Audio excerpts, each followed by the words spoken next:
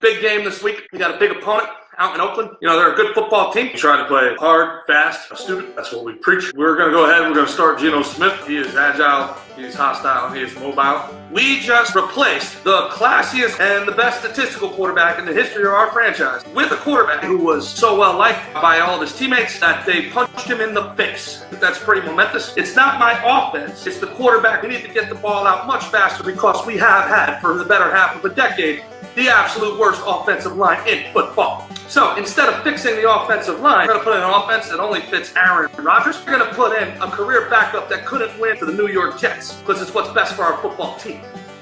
I'd say that this year has been an overwhelming success, so I'll take questions.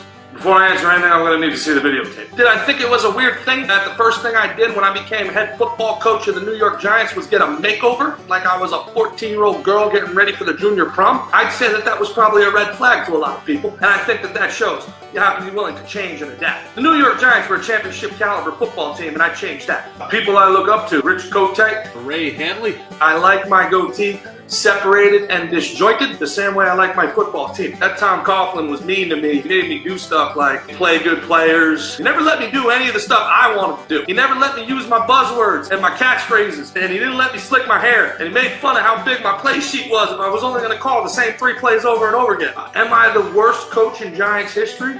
That's not something that I worry about. I was 11-5 when I had the best wide receiver in football. When everything went completely right for me, I was a pretty good football coach. Look, every room I go to, I'm the smartest guy in the room. And when I think what's best for the New York Giants organization, that's why I benched our 2-time Super Bowl quarterback, our all-pro Janoris Jenkins, Eli Apple, and Dominique Rodgers-Cromartie, all at separate times this year. I wanted to make sure last year's greatest secondary in the league never got a chance to actually play together, to make sure our best offensive linemen are never on the field at the same time. Take an unproven second-year player from UCLA named Paul Perkins and just hand him the keys to this Ferrari of an offense that I have. Unfortunately, Mr. Perkins was like Scooby-Doo. His feet were moving, but he wasn't going anywhere. Despite all my protestations, I eventually was forced to give the job to Orleans Darkwell, who's been on the team for 4 years, mind you, because the son of a bitch just wouldn't stop rushing for 5 yards a carry. It took us 5 weeks as an organization to evaluate our own talent and put DJ Fluker in at guard. You say that makes us look bad, but I would like to say that we motivated those 2 players